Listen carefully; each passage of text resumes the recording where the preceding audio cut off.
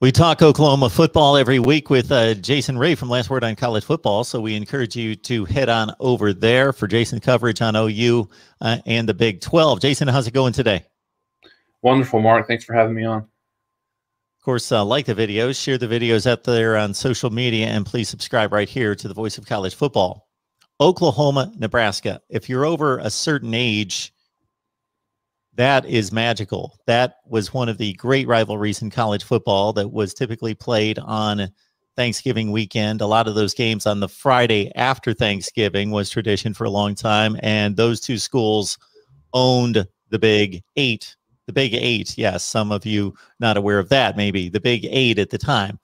The two schools were going to get back together this year for a home-and-home series for the first time, I believe, since the Big 12 championship game that was just prior to, let's see, I believe Nebraska's final game in the Big 12 was the Texas game the next year, the game in which Colt McCoy threw the ball out of bounds to save the clock by 1 second and send Texas to the national championship game. The year before, Nebraska lost a close one to OU, I believe 23-20 for the Big 12 championship, right. And that's the last time the two teams stepped on the field.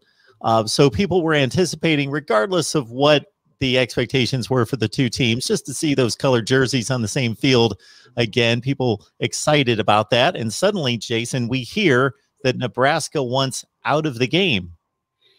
Yeah, very, very kind of strange happenings this morning, specifically for around March 12th, for as much activity to happen ahead of a game that's going to happen in September. But yeah, it was reported by Brett McMurphy this morning that Nebraska has reportedly been looking outside of the game, looking to cancel that game, looking to replace them with another team.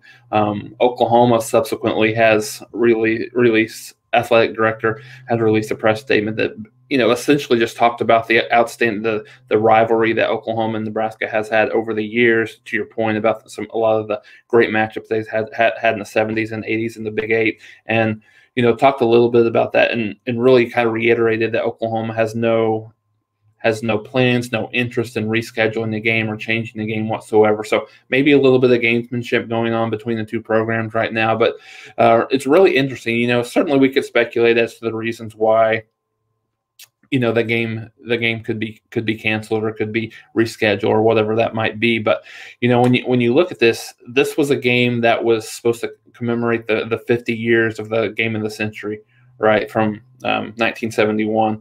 One of the still standing through the test of times, one of the greatest college football games ever played, which was a 35-31 victory by Nebraska in that game. But the teams have changed. Obviously, coaches have changed, and so it was really very surprising to see. The off season is the off season. You never know what kind of stories would unfold, but very, very shocking to see that transpire this morning. And I think one of the other things that speculate what are some of the reasons why that Nebraska would look to get out of this game. Well, now it was kind of reported by Brett McMurphy as well that Nebraska is looking at Old Dominion and maybe some MAC opponents to replace that game. So with that information, one tends to believe that Nebraska is looking maybe for an easier schedule, to kind of go along with their Big Ten schedule through the year. I know that they open the season at Illinois. They play Buffalo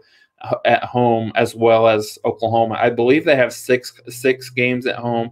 This would make, if they're able to get out of the Oklahoma game and schedule another home game, this will be the 7th home game for Nebraska. So a lot of ways you can kind of look at it is, we've talked a little bit about this, you and I, Mark, just in terms of Nebraska and their trajectory in 2021.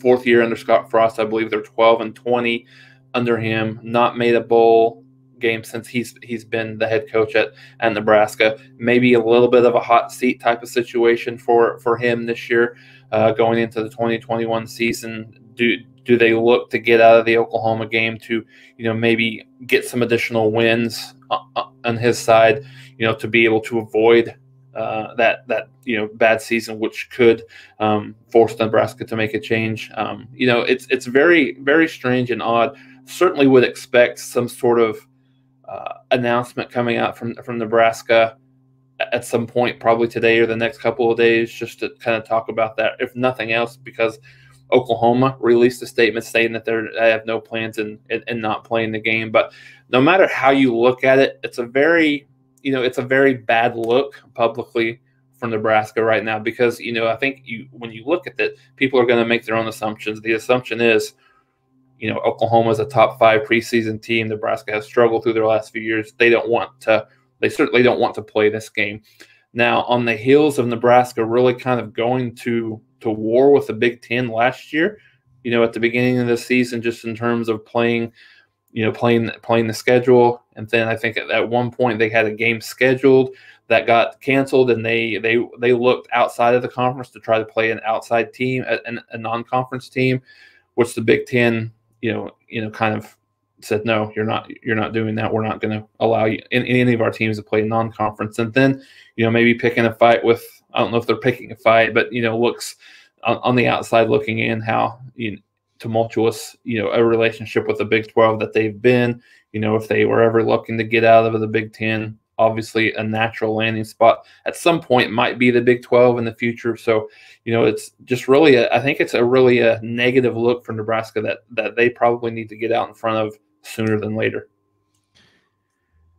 All right. Unless I'm missing something, Jason, or something else comes to light, I think this is a Bush League move. So the first thing that comes to mind is something that you mentioned regarding home and away games and striking that balance and trying to gain an advantage, as most teams that have the kind of brand that Nebraska do, that they can play most of their games non-conference at home unless they're playing a like opponent. Then they have to typically schedule a neutral site game or a home and home. Right. There's 9 games in the Big Ten season. So I assumed before I looked at this schedule that Nebraska was on the off year, having to play 5 on the road and 4 at home. Get this. They're playing 5 home games in the Big Ten. They're playing 4 on the road. With the Oklahoma game on the road, they're still playing 7 at home and 5 on the road. I've looked at this like 8 times just to verify it. Am I counting these correctly? Yes. Yeah.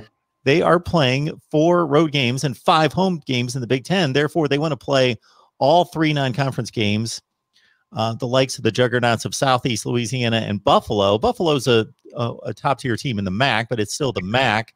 Right. So they want to have a 5-4 home away in the Big Ten and then schedule all 3 at home non-conference and have them be all group of 5 teams.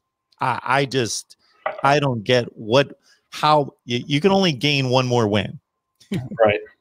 And why not gain the respect of having played Oklahoma, and even if you lose the game, playing them tough on the road rather than, we beat up on Old Dominion. I just don't get it.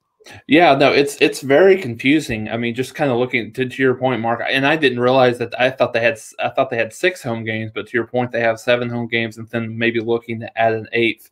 Yeah, I think certainly I think it leads to the assumption that they're just trying to pad some wins on that schedule, just to make themselves look a little bit more successful than maybe they would have.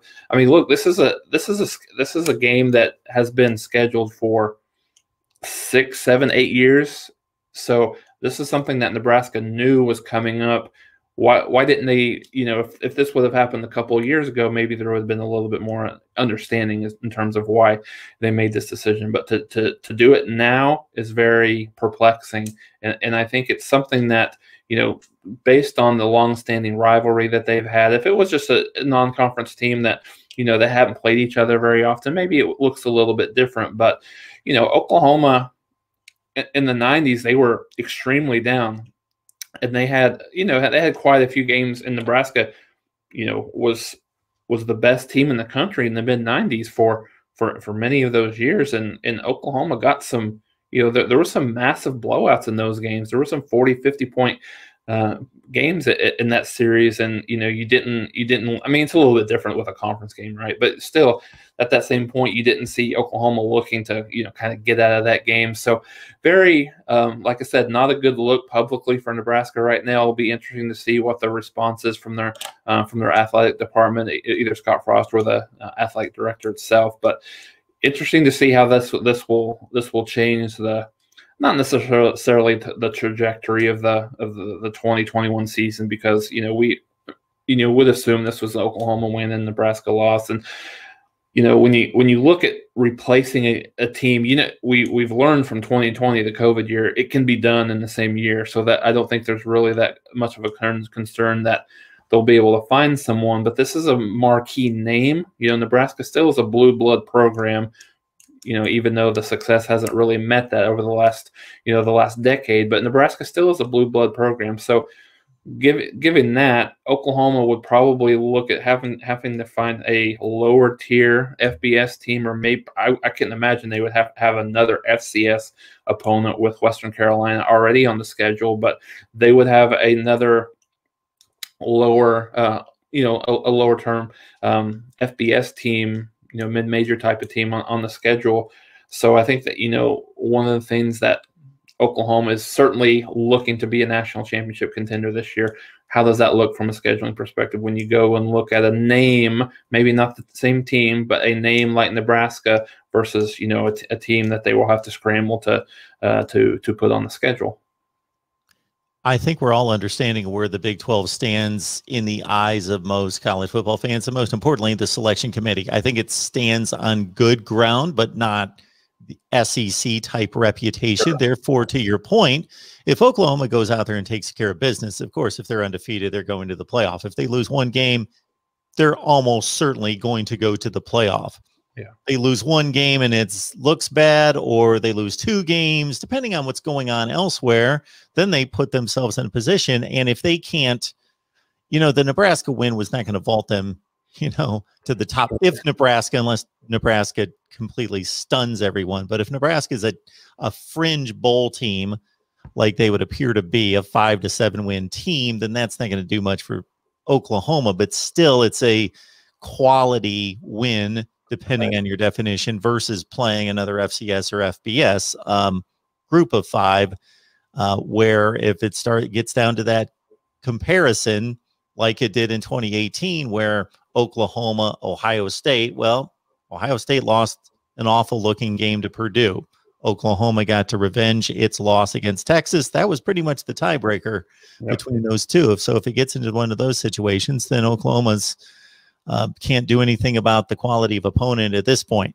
But it's just an interesting thing, and a game I was looking forward to, just again from a tradition standpoint.